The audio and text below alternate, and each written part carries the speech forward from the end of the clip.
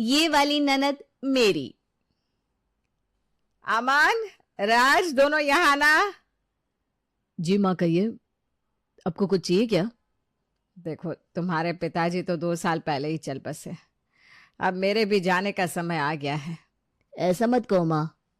बेटा, जाना तो एक दिन सबको ही है, लेकिन मैं जाने से पहले तुम दोनों से कुछ कहना चाहती हूँ। हाँ माँ, कहो ना, आप क्या कहना चाहती हैं? कोई बात है जो आपको परेशान कर रही है?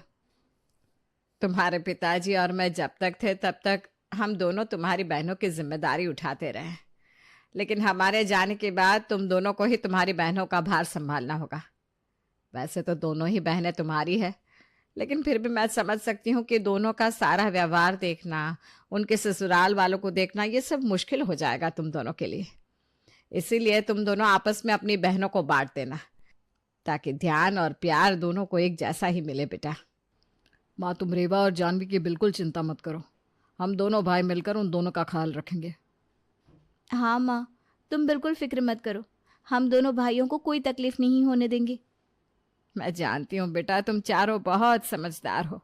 मुझे यकीन है कि मेरे जाने के बाद तुम चारों आपस में खुशी से रहोगे। जानवी तुम सब में छोटी है, और उसका ससुराल भी इतना कुछ खास पैसे वाला नहीं है, इसलिए उसका ज्यादा ध्यान रखना तुम सब मिलकर। जी माँ, हम सब मिलकर जानवी का ख्याल रखेंगे, आप फिक्र मत करो। माँ, तुम चिंता मत करो, मैं जानवी की बड़ी बहन होने के नाते उसका हमेशा ख्याल रखूंगी। मुझे अपने बच्चों से यही उम्मीद थी। अब मैं चैन से ईश्वर के घर जा सकती हूँ। रागिनी ने अपने बच्चों से जो कुछ भी कहा, उसके बाद उसके मन से बोझ हल्का हो चुका था, और उसके बाद उसने फिर से आंखें नहीं खोली। रेवा और जानवी अपनी माँ के जाने से बहुत दुखी हो चुके थे, लेकिन रेवा बड़ी होने के नाते उसे संभालने की कोशिश कर रही थी। दीदी, माँ के जाने के बाद बहुत अकेला अकेला से लग रहा है, जैसे इस घर में हमारा कोई अपना हो ही नहीं। ऐसा नहीं कहते जानवी, मैं हूं ना तुम्हारी बड़ी बहन, तुम ऐसा क्यों कह रही हो? पापा के जाने के बाद माँ ही तो थी जिससे हम अपने दिल की बात करते थे, लेकिन अब वो भी हमें छोड़कर चली गई। जानवी, एक दिन सबको जाना ही होता है। जानवी दीदी सही कह रही हैं। लीजिए, थोड़ा सा पानी पी लीजिए। और आप अकेली क्यों हैं? मैं और भाभी भी है ना आपकी देखभाल करने के लिए। हाँ जानवी, ऐसा क्यों कह रही हो तुम? वैसे भी माँ जी कह के गए हैं कि हमें ही तुम दोनों को संभालना है, फिर इतना रो क्यों रही हो? चलो चुप हो जाओ अब। जी भाभी, आप दोनों और भैया हैं तो हमें कोई चिंता नहीं है। वैसे आप दोनों ने सोच लिया है कि किसे किस भाई के पास रहना है? कविता भाभी, अभी ये समय नहीं है ऐसी बातें करने का। अरे हाँ, मैं कहाँ कुछ कह रही हूँ। आप दोनों आराम से सोच लीजिए, हम रात को बात करेंगे। दीदी, आप दोनों हमारी ननद है, आप चाहे किसी के भी हिस्से में आए, आप रहेंगी तो हमारी ही, इसीलिए बड़ी भाभी की बातों का बुरा मत मानिएगा। रेखा, मैं जानती हूँ कि कविता कैसी है, तुम परेशान मत हो, हमें बिल्कुल बुरा नहीं लगा। जी दीदी, मैं आप सबके लिए खाना बना देती हूँ, तब तक आप दोनों आराम कर लीजिए। ठीक है। कविता भाभी को इतनी क्या जल्दी है हम दोनों को बांटने की? अरे तुम्हें पता है ना उनका स्वभाव कैसा है, उन्हें दूसरों पर खर्चा करना पसंद नहीं है। दीदी, आपने क्या सोचा है, आप अमन भाई के पास रहेंगी या राज? वही मैं सोच रही थी, अमन का बिजनेस अच्छा चल रहा है, उनके पास पैसों की कमी नहीं है, और मेरे ससुराल वालों के पास भी काफ़ी पैसा है, इसलिए उन्हें ज़्यादा लेन देन भी नहीं करनी पड़ेगी, तो मैं राज के पास चली जाती हूँ। हाँ, राज भैया की भी मदद हो जाएगी इससे। हाँ, तुम अमन भाई के हिस्से में आओगी तो तुम्हारे ससुराल वालों का लेना देना वो अच्छे से संभाल लेंगे और तुम्हें मदद भी कर देंगे। जी दीदी। जब रेवा और जानवी आपस में बात कर रहे थे तब उनकी बातें कविता सुन लेती है। उसे बहुत गुस्सा आता है कि उसके हिस्से में ज्यादा खर्चा करने वाली ननद को दिया जा रहा है। अच्छा, तो ये दोनों बहनें मिलकर मेरे पति की जेब खाली करने की कोशिश कर रही हैं। जानवी के पास पैसा नहीं है, उसे सब कुछ देना होगा, उसके ससुराल वालों को भी भर भर के देना होगा। नहीं नहीं नहीं, मैं ऐसा होने ही नहीं दे सकती। मैं कुछ ऐसा करूंगी जिससे कविता दीदी मेरे हिस्से में आए और रेवा को उस रेखा के हिस्से में जाना पड़े। कविता ने ठान ली कि वो ज्यादा पैसे वाली ननद को ही अपने हिस्से में लाकर रहेगी, इसलिए उसने किसी के कुछ बोलने से पहले ही रात को सबके सामने बोलना शुरू कर दिया। अमन, जानवी और मैं सोच रहे थे कि इसके पहले कि रेवा कुछ कहती, कविता आ जाती है हाथ में आइसक्रीम लेकर। अरे बातें तो बाद में भी होती रहेंगी, आप सब पहले आइसक्रीम खाइए। हाँ हाँ, लाओ लाओ। लो दीदी, ले जानवी, तेरी पसंद की है ये आइसक्रीम। जी भैया। अरे आज कविता ने मुझसे एक अच्छी बात कही कि रेवा दीदी को हमें ही सौंपना चाहिए, क्योंकि वो बड़ी है, उनका ससुराल भी बड़ा है, इसलिए हम उनका अच्छे से ध्यान रख पाएंगे। राज छोटा भी है और अभी अभी सेटल हो रहा है, इसलिए जानवी को वो संभालेगा। क्यों, ठीक है ना राज? हाँ भैया, जैसा आप तय करें, हमें कोई दिक्कत नहीं है। दोनों बहनें तो हमारी है वैसे भी, जो जिसके भी हिस्से में आए। अमन, मैं ये कह रही थी कि चलो, राज को कोई दिक्कत नहीं है इससे। रेवा दीदी, मुझे बहुत खुशी है कि आप हमारे हिस्से में हैं। आपको भी खुशी है ना? क्या हुआ दीदी, आप खुश नहीं है क्या मेरे साथ? अरे नहीं नहीं, मैं बहुत खुश हूँ। तुम दोनों भाई हमारे ही तो हो। तो चलो दीदी, इसी बात पर आइसक्रीम खा लो। हाँ। कविता ने अपनी चाल चलकर सब कुछ उलट पुलट कर दिया, जिस पर रेवा और जानवी कुछ नहीं कर पाई। अब दोनों कर भी क्या सकती थी, इसलिए उन्होंने भी कुछ नहीं कहा और अपने ससुराल को लौट गई। राज, जरा नीचे आना तो। हाँ आया भैया। बोलिए भैया। मैं ये कह रहा था कि अभी राखी आने वाली है, रेवा दीदी और जानवी को उनके ससुराल से लेने जाना है। हाँ भैया, रेखा भी आज यही कह रही थी। तो एक काम करते हैं, मैं रेवा दीदी को शाम को लेकर आता हूँ और जानवी को तू लेकर आना। कुछ दिन यहाँ रुक भी लेंगी और फिर राखी भी मना लेंगे साथ में। जी भैया, ठीक है। तो ठीक है, हम शाम को मिलते हैं दोनों बहनों के साथ में। जी भैया। राखी का त्योहार अभी 8 दिन दूर था, इसलिए दोनों भाई अपनी बहनों को उनकी ससुराल से लेकर आते हैं और कुछ दिन उन्हें मायके में रुकने को कहते हैं। माँ के बिना ये घर कितना सुना सुना लगता है ना दीदी। बिल्कुल सच कहा। माँ होती तो आते ही पूछती, क्या लेकर जाओगे इस बार ससुराल में? कौन से तोहफे, कौन सी मिठाइयाँ, क्या चाहिए तुम दोनों को, अभी से बता दो। अरे माँ जी नहीं है तो क्या हुआ दीदी, हम तो है ना। मुझे बताइए आपको क्या चाहिए। अरे रेखा, मेरा सब ध्यान तो अब कविता भाभी रखने वाली है, तुम तो बस जानवी का ख्याल रखो। बता जानवी, तुझे क्या चाहिए? अरे जानवी को बहुत कुछ चाहिए होगा। नहीं, इसके ससुराल वाले तो ज्यादा अमीर भी नहीं है। नहीं नहीं, मुझे ज़्यादा कुछ नहीं चाहिए रेखा भाभी, आप जो भी देंगी मुझे स्वीकार है। और रही बात मेरे ससुराल वालों की, तो वो अमीर नहीं है लेकिन खुददार बहुत है। उन्होंने कभी कुछ नहीं कहा कि हमें ये चाहिए वो चाहिए। अरे ये सब कहने की बातें होती है बस। माँ जी कितना देती थी जानवी को, क्या हमने नहीं देखा? अरे भाभी, माँ तो अपनी खुशी से मुझे ज़्यादा देती थी, मेरे ससुराल वालों ने कभी कुछ नहीं मांगा। लेकिन मेरे ससुराल वाले तो बिल्कुल ऐसे नहीं है कविता भाभी। हाँ, वो ऐसे क्यों होंगे दीदी, वो तो इतने अमीर है, उन्हें क्या पड़ी होगी चीजों की, है ना? नहीं नहीं, उन्हें तो मिठाइयाँ भी ड्राई फ्रूट्स वाली चाहिए और तोहफे भी ऐसे वैसे नहीं लेते, महंगे वाले चाहिए होते हैं इन्हें। कपड़े तो वो सिल्क से कम पहनती ही नहीं है। हाँ, अब इतना अमीर परिवार है तो उनकी पसंद भी ऊंची ही होगी ना। तुम कर लोगी ना कविता ये सब? अरे क्यों नहीं करेंगे, मेरी बहन को जो चाहिए मैं सब करूंगा। माँ जैसा तुम्हारा ख्याल रखती थी वैसा ही सब होगा दीदी। तभी तो कविता ने आपको हमारे हिस्से में लिया है, क्यों कविता? हाँ हाँ हाँ, क्यों नहीं दीदी, आप जो मांगेगी वही मिलेगा आपको।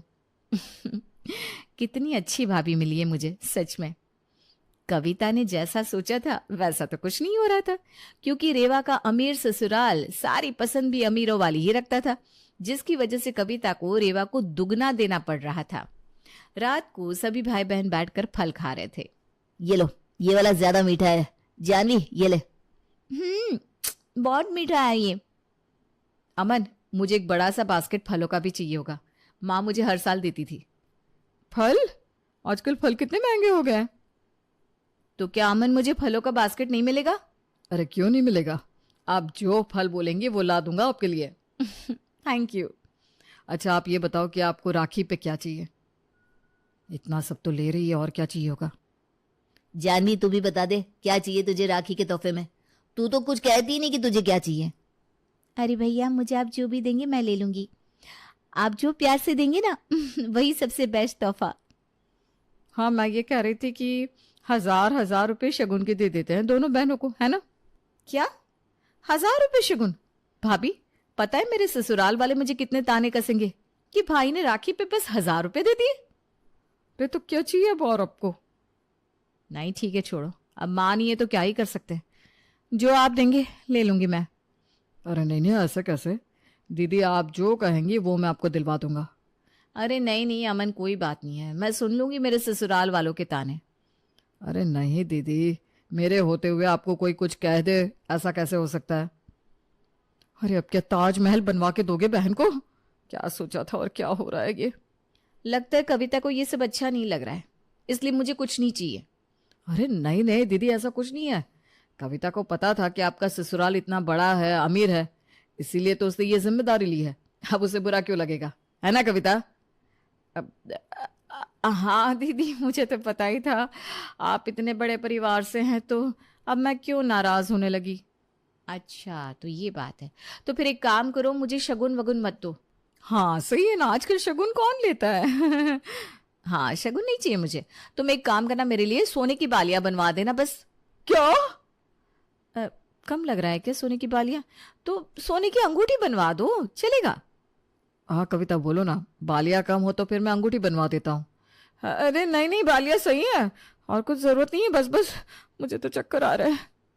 जानवी, मैं तेरे लिए सोने का तो कुछ नहीं ला सकता, लेकिन तू कहे तो कुछ और बड़ा सा दिलवा देता हूँ। अरे नहीं भैया, मुझे ज़रूरत भी नहीं है, आप तो मुझे शगुन ही दे दीजिएगा, मुझे कोई परेशानी नहीं है। हाँ राज, रेवा के घर में उसे कोई कुछ नहीं कहता। उसके ससुराल वाले चाहे अमीर नहीं है लेकिन दिल के बहुत साफ है। उसके पति भी उसे कुछ नहीं कहते। तू चिंता मत कर, तू उसे शगुन दे दे और अमन मुझे सोने की बालियां दिलवा देगा। हे भगवान, अब तो मैं रो भी नहीं पा रही हूँ। सोने की बालिया ननद को, और वो रेखा, वो तो 1000 रुपये में ही आजाद हो गई।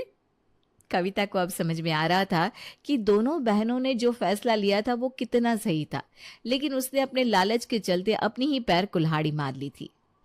रेखा तुमने आज क्या बनाया है खाने में जानवी के लिए? अरे भाभी, जानवी तो मुझे कुछ करने ही कहाँ दे रही है, खुद खाना बना रही है। किचन में कह रही थी मैंने बहुत सारी अलग अलग डिशेस सीखी है, वो राज भैया को खिलाऊंगी। अरे वाह, जानवी तो काफी समझदार हो गई है। और एक रेवा दीदी है, कब से बिस्तर पर बैठी है और हुक्म चला रही है। कविता जूस बना कि नहीं? देखा, वो क्या है ना भाभी, उन्हें घर के काम करने की आदत नहीं है ना, उनके घर में तो नौकर चाकर ही काम करते हैं, इसलिए शायद।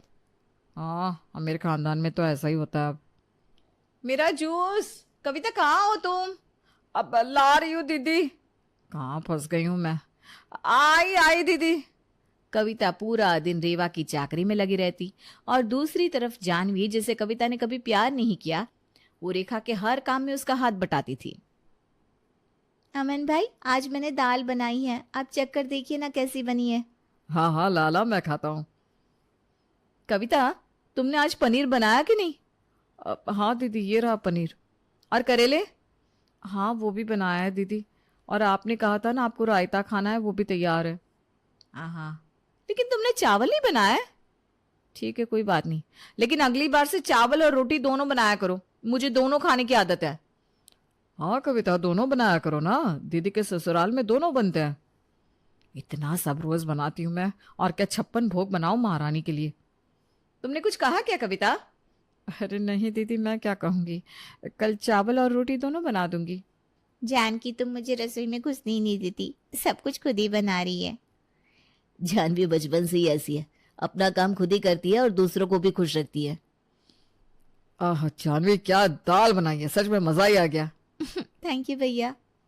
जानवी को आदत है काम करने की, सबकी मदद करती है, लेकिन मैं तो ऐसी हूँ, मैं तो सारा काम नौकर से करवाती हूँ, तो कभी मुझे जरूरत ही नहीं पड़ी कुछ काम करने की। दीदी आपको जरूरत भी नहीं है यहाँ काम करने की, कविता को तो पता ही था कि आप अमीर है, इसीलिए तो। हाँ, इसीलिए तो मैंने आपको अपने हिस्से में लिया है। अरे पर तुम रो क्यों रही हो? ये खुशी के आंसू है, आप मेरे हिस्से में है ना दीदी, इसलिए। अरे तुम आंसू मत बहाओ, मैं तो हमेशा ही तुम्हारे साथ रहूंगी। तुम कहो तो कुछ दिन और रुक जाओ। हाँ रो मत कविता। नहीं नहीं नहीं नहीं, मैं कहाँ रो रही हूँ, आप जाइए अपने घर, कोई बात नहीं है। रेवा और जानवी दोनों भाइयों को बड़े प्यार और आशीर्वाद के साथ राखी बांधती है। दोनों भाई भी बड़े खुले मन से दोनों बहनों को उनका तोहफा देते हैं। अरे दीदी, आप ये सामान, मिठाइयाँ, तोहफे मुझे क्यों दे रही हैं? अरे तुझे भी पता है ना हमने ये सब क्यों किया, ताकि कविता को एहसास हो सके कि भाई बहनों में कभी अमीर गरीब नहीं होता। जी दीदी, आपके जाने के बाद भी अपने कर्म कूट रही होंगी कविता भाभी। अरे अभी तो पूरी जिंदगी उन्हें मुझे झेलना है।